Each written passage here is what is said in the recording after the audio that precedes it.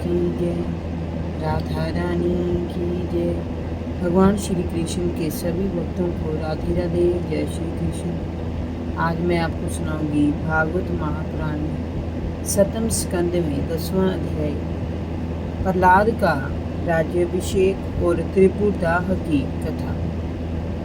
नारद जी ने कहा, युधिष्ठिर, भगवान के जाने के उपरांत प्रहलाद ने पूरे राजकीय सम्मान के साथ पिता की अंत्येष्टि क्रिया संपन्न की। बाद में श्रेष्ठ ब्राह्मणों ने प्रहलाद का राज्याभिषेक किया। शुक्राचार्य और ब्रह्मा जी ने मिलकर प्रहलाद को समस्त दानवों और दैत्यों का अधिपति बना दिया। वास्तव में श्री कृष्ण से शत्रुता रखने वाले सभी मनुष्य अंत समय में श्री कृष्ण के स्मरण मात्र से ही अपने पापों से मुक्ति पा सकते हैं।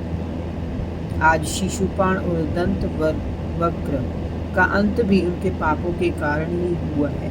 ये दोनों सनकादि मुनियों के शाप से पृथ्वी पर आए थे और नष्ट हो गए, क्योंकि वे भगवान के पार्षद थे। इसीलिए अपने पापों का फल भोग कर वे उन्हीं भगवान में समा गए थे।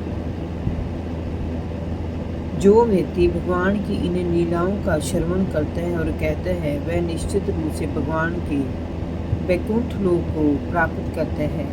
इस मनुष्य लोक में तुम लोगों के भाग्य अत्यंत प्रशंसनीय है, क्योंकि तुम्हारे घर में तो साक्षात परब्रह्म परमात्मा निवास करते हैं। इसीलिए मुनि लोग बार बार उनके दर्शन करने की इच्छा से तुम्हारे पास आते हैं। वे ही तुम्हारे प्रिय हितैषी, मेरे भाई, परम पूज्य, आज्ञाकारी गुरु और सव्य परमात्मा श्री कृष्ण है। युधिष्ठिर, ये ही एकमात्र परम आराध्य देव है। प्राचीन काल में एक बहुत बड़े मायावी असुर मायासुर ने जब रुद्रदेव की कमनीय कीर्ति में कलंक लगाना चाहा, तब इन्हीं भगवान ने फिर से उनके यक्ष की रक्षा की थी और उसे विस्तार दिया था। युधिष्ठिर ने पूछा, नारद जी, मय दानव किस कारण रुद्रदेव का यश नष्ट करना चाहता था और किस प्रकार भगवान श्री हरि ने उनके यक्ष की रक्षा की? कृपया मुझे विस्तार से बताइए। नारद जी ने कहा, युधिष्ठिर, इन्हीं भगवान श्री कृष्ण से शक्ति प्राप्त करके देवताओं ने युद्ध में असुरों को पराजित किया था। उस पराजय से दुखी होकर सभी असुर एकत्र होकर अपने परम गुरु मय दानव की शरण में गए। उसने असुरों की सहायता के लिए अपनी माया से सोने, चांदी और लोहे के 3 शक्तिशाली विमान बना दिए। वे 3 विमान मय थे, 3 पुर ही थे। वे इतने विलक्षण थे कि उनकी गति का पता ही नहीं चलता था। उनमें अपरिमित शक्तियां भरी हुई थी। दैत्य सेनापतियों के मन में तीनों लोगों के प्रति वैर भाव तो पहले से ही था। जब उन्हें ये 3 विमान मिल गए तो वे इनमें छिपकर उन लोगों पर आक्रमण करते और भारी विनाश करने लगे। लोकपाल इन दैत्यों के आक्रमणों से घबरा गए। जब कोई मार्ग सुझाई नहीं दिया तो वे लोकपाल भगवान शंकर की शरण में आए और उनसे प्रार्थना की कि प्रभु, त्रिपुर में रहने वाले असुर हमारे ऊपर आक्रमण करके भारी तबाही मचा रहे हैं। हे देवाधिदेव, आप हमारी रक्षा कीजिए।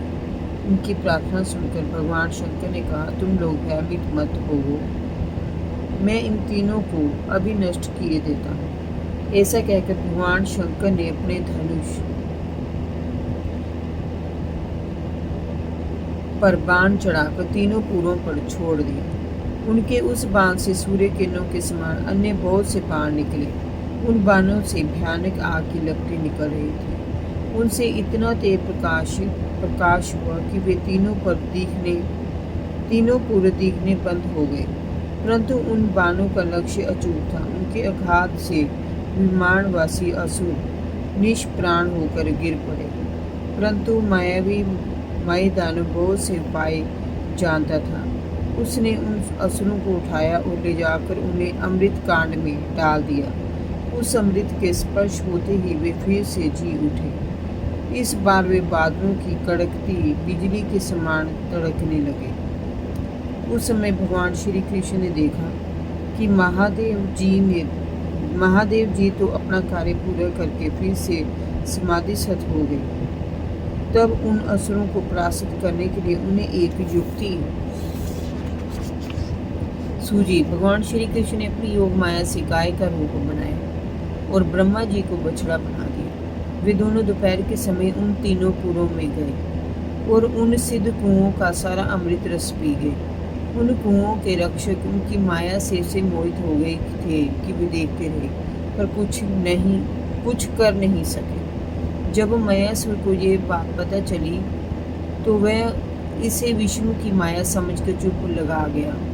उसने शोक करने वाले रक्षकों से कहा, भाइयों, कोई भी देव दानव मनुष्य अथवा अन्य कोई जीव अपने प्राय अथवा दोनों के लिए भाग्य का जो भी विधान निश्चित है उसे वह मिटा नहीं सकता। जो होना था वह तो हो गया, शोक करने से कोई लाभ नहीं है। तदुपरांत भगवान श्री कृष्ण ने अपनी शक्तियों से भगवान शंकर के लिए युद्ध की सामग्री तैयार की।